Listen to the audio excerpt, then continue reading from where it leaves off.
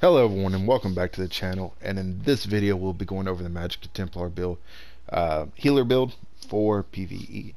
Now let's go ahead and jump right into the stats. Max Magicka is 35.2, magic recovery is 1.7, maximum health is 15.1, spell damage is 1.9, spell crit is 29, spell resistance is 15.9, physical resistance is 10.9. Now it does go up when we're buffed.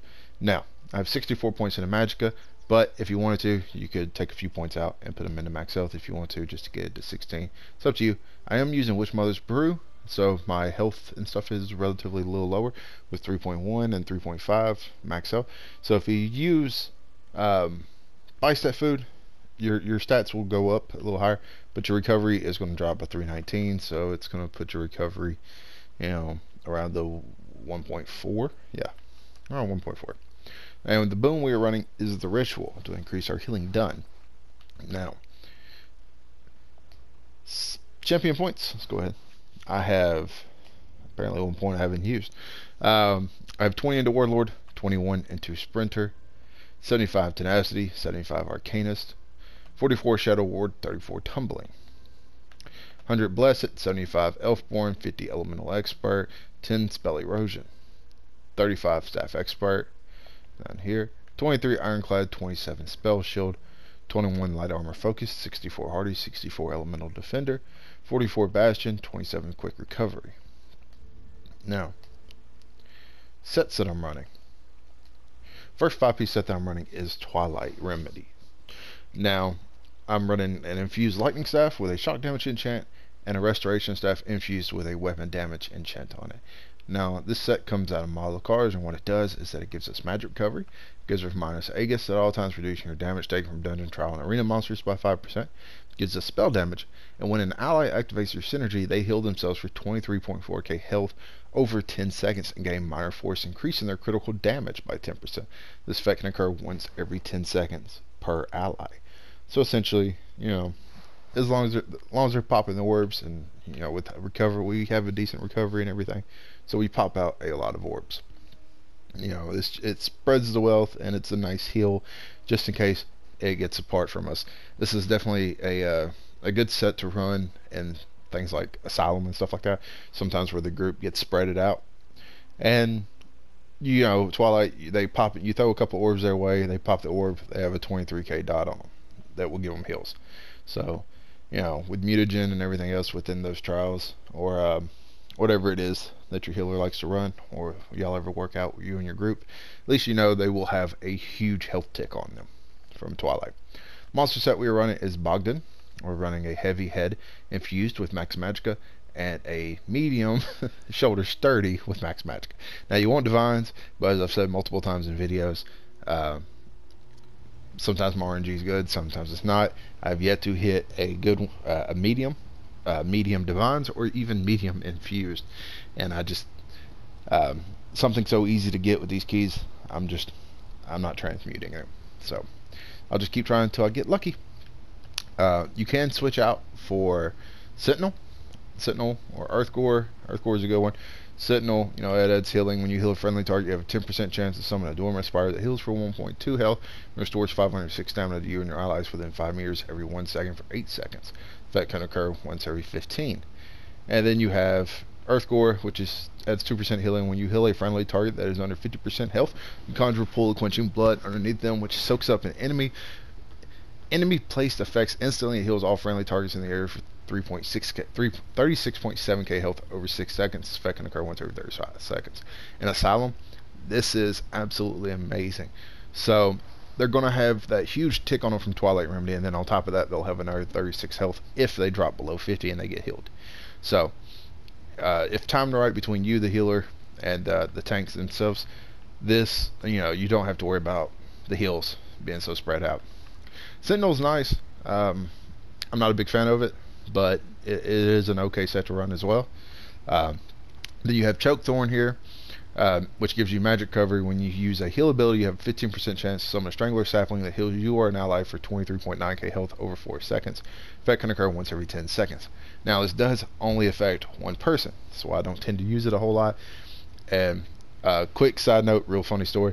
I was DPSing Bloodroot Forge, and someone was using Chokethorn. The tank was, for whatever reason, he was using Chokethorn in there.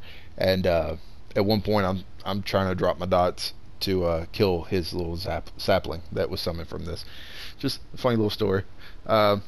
If you don't want to use a monster set, you can always run like Shadow run set that gives you magic recovery or some spell damage or extra healing or extra magicka if you want to mix and match. It's up to you on what you do with the monster sets. I like Bogdan right now, and Earthwar would be my 2 picks. So, on to the second 5-piece set. Olarims. This comes from Cloud Rest, which is the new trial that dropped with Somerset. Very easy to farm. You can get a group that just farms out or 3 bosses. You'll be okay. You can get it all on the body. Now, what you want? Divines. I have Infuse Sash. You definitely want Divines if you can get it.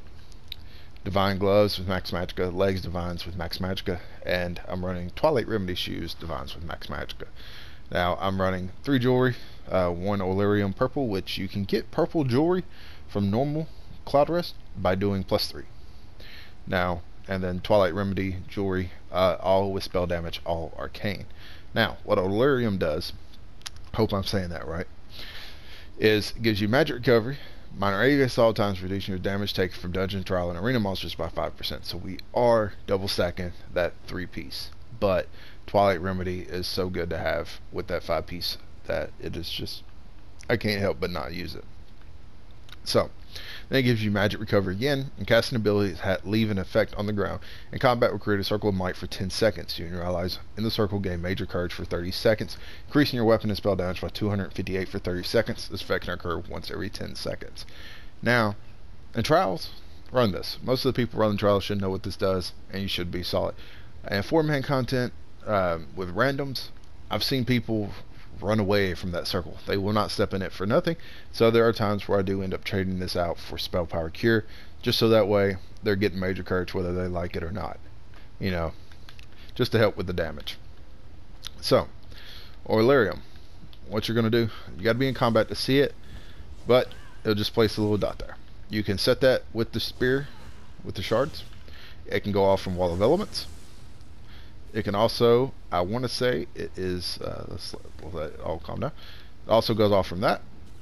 So if you're in front of the group as they all run by, you can just throw it down real quick and they'll run right through it. Outside of that, that's, you know, for your most damage. It even goes off with that. So every ability, except for Elemental Drain on your back bar, on your Lightning Staff bar, will set it off. Now, on your healing bar, Combat Prayer doesn't set it off. Let's make sure we're still in combat. It's not gonna proc it, but Healing Springs will proc it. And usually Healing Springs or the shard is the best way to do it, so always make sure you start off the fight with a shard, so that way you can place that at the most perfect spot for people to run through it or to gather in it. So if you don't want to use like Olarium, Spell Power Cure would be about the only replacement I would use for that one. That comes from White Gold Tower. And Twilight, if you don't want to run this, there are multiple other sets to run.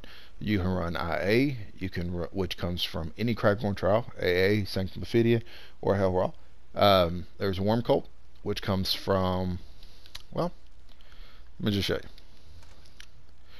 There's Worm Cult, which comes from Vaults of Madness, which will give you spell damage, max magicka, magic recovery, and reduce the cost of all your magic abilities by 4% for you and the group up to within 28 meters of you. There is Sanctuary, which gives max health, healing taken, max magicka, increase your healing received by 12% for you and up to 11 group members within 10 meters of you. And there is also the Sash of Mending. Mending set's a really good set as well. Magic recovery, max magicka, healing done when you use an area effect heal ability, reduce the weapon damage of all enemies within 10 meters of you by 415 for 3 seconds. Now, if you use Olarium on the jewelry, you know, you can run it all 3 on the jewelry if you like, and run a Destro Staff. So that way shards, like I said, so you know, shards will proc this. So you can use shards there to keep that going. You can run, that is my fault. Let me go ahead and get rid of that. Let that calm down for a second. You can run Olarium Staff on the Destro and then jewelry. So that way when you switch to the back bar there, your Lightning Staff, you can place it pretty easily with your shards. And you can run a Master Resto staff. The Grand Healing restores 258 stamina to each friendly target affected. You can run the Asylum Restoration staff. When you cast Blessing of Protection, the cost of magic and stamina healing abilities are reduced by 27% for 3 seconds.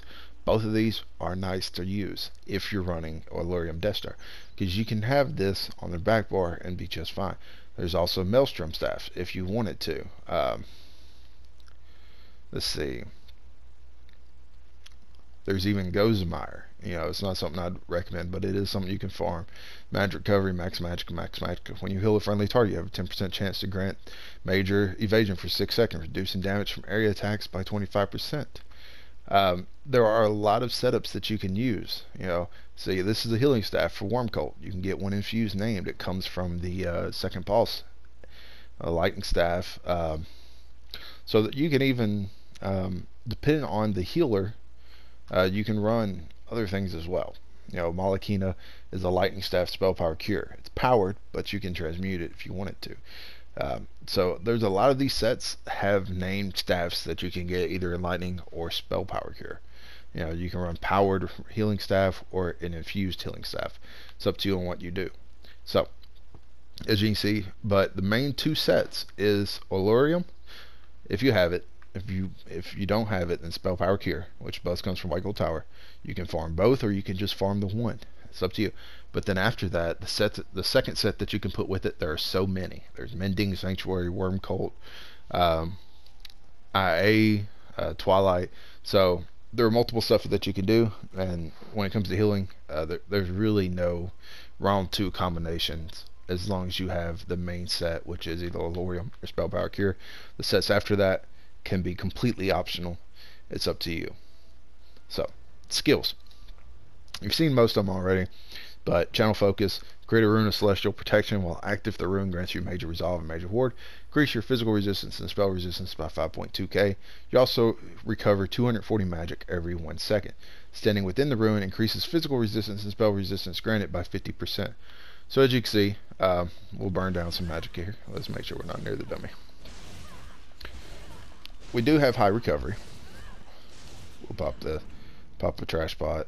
You see our recovery is 1.9, but not even just that. While standing in it, we're going to get back magic. So if you can stand still, definitely do it as a healer. Now, let's go ahead and recast this. Our resistance is 23.8 and 18.8. When we step out of it, 21.1, 16.2. And when we do, it lasts for 9 seconds, I believe.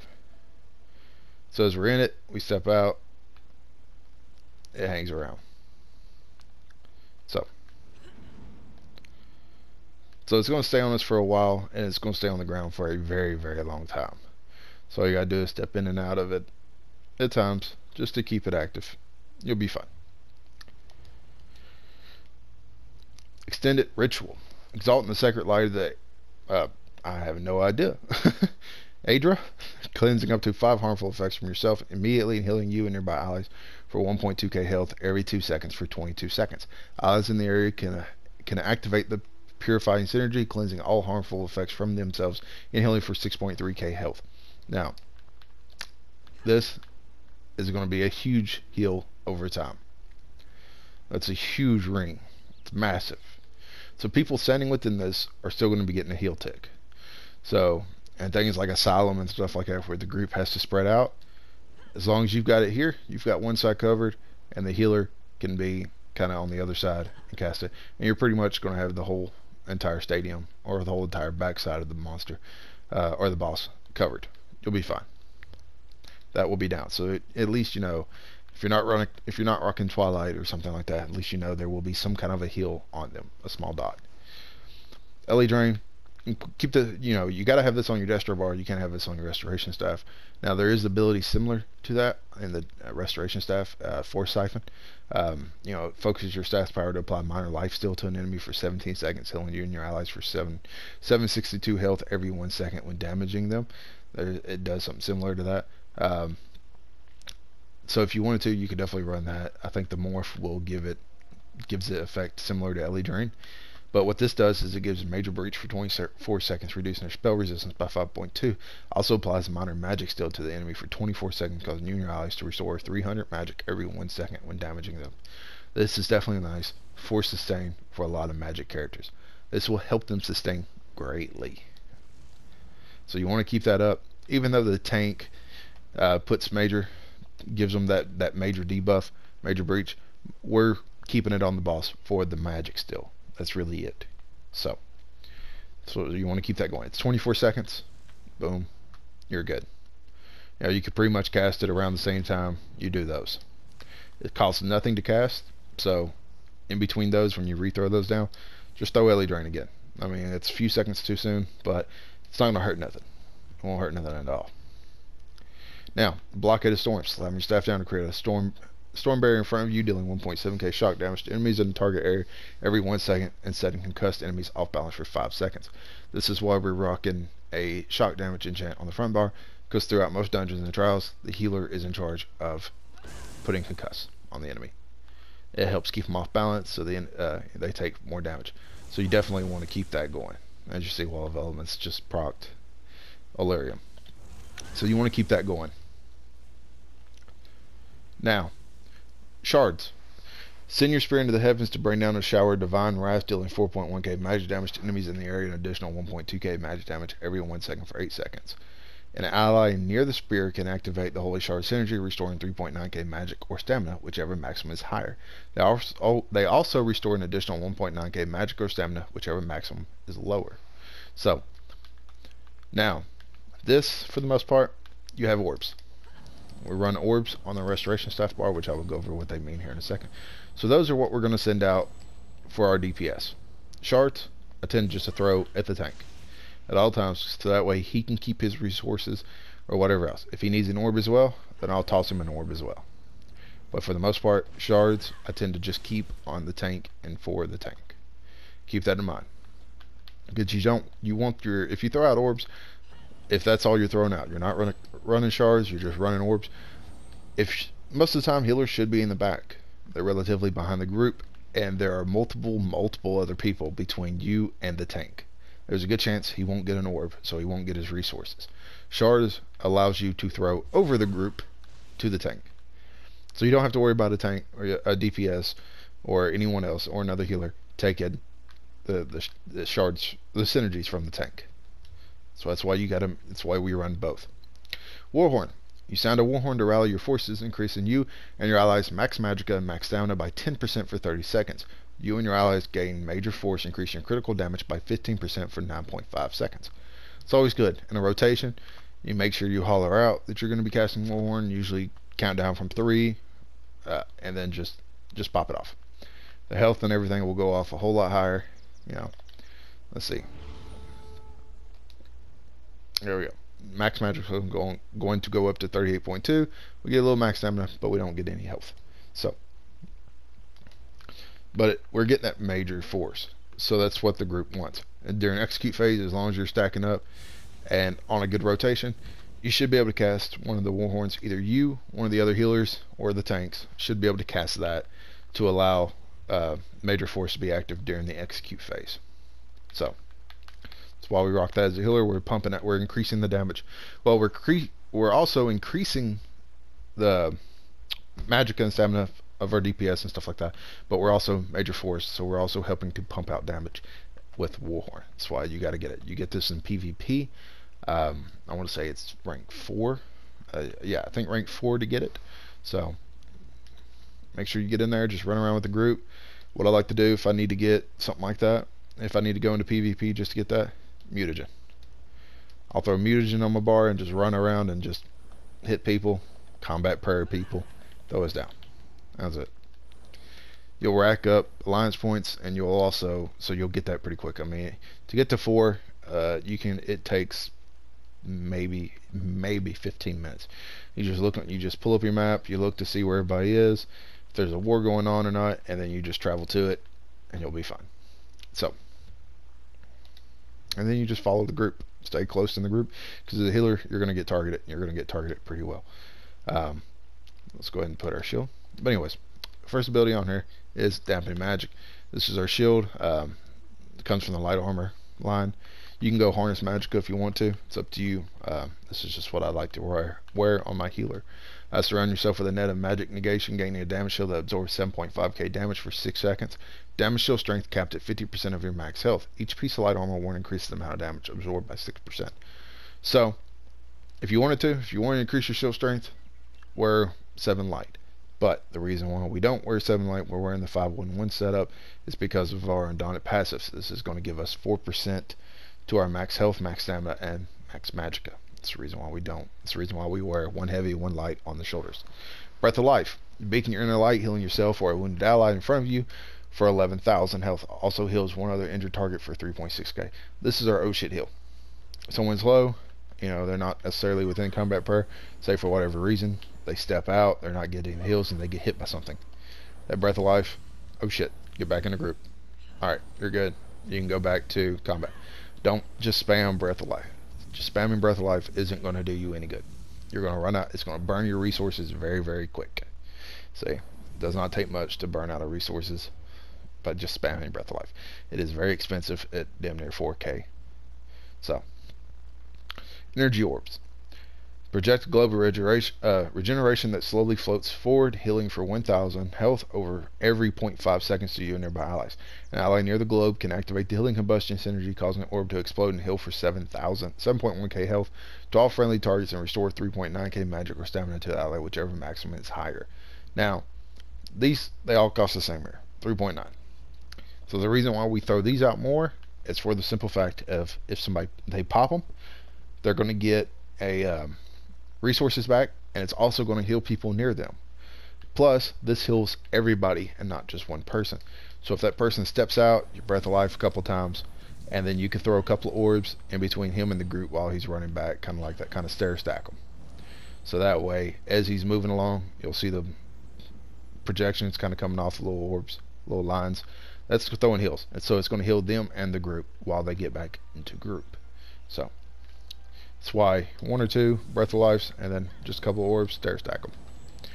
You ain't got to move. You just move your camera. It'll be fine.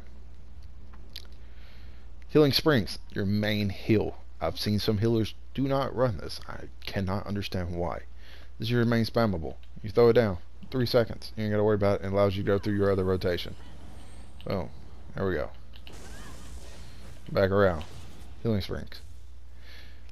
What this does is that it summons a restoring spirits for your staff, healing you and your allies in the target area every 2.2 for 2.2 health, and additional 2.2k health every 1 second for 3 seconds. You restore 338 magic for each friendly target hit by the initial heal, up to a maximum of 3 targets.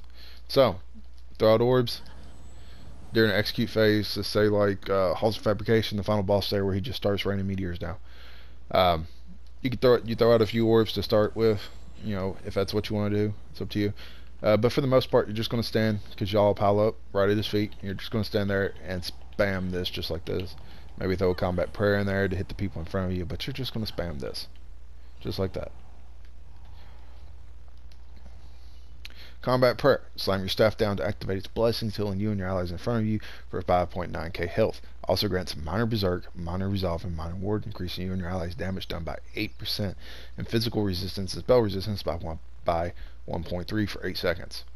What this does is that the minor berserk is very similar to let's say the Night Blades resolve, where they shoot the bow. Whichever one you have, whichever morph you have, it gives them that minor berserk as well. So does combat prayer. This gives it that. This gives them that. And it gives it to the entire group. Same thing with the Birds of Prey for the Warden. But for the most part, most people don't have stuff. Most DPSs don't have things like that. Templars don't have things like that. Combat prayer is going to give that to them. So you want to keep this going. Plus, it's a very nice heal. They're all lined up in front of you. See, and it's not going to burn. See, so let's go ahead. It's not going to burn your Magicka down as quick as, let's say, just spamming Breath of Life. See, it goes down a whole lot faster. Or here, we'll be able to spam a few. So if you've got to spam a heal for the most part, Healing Springs, combat prayer.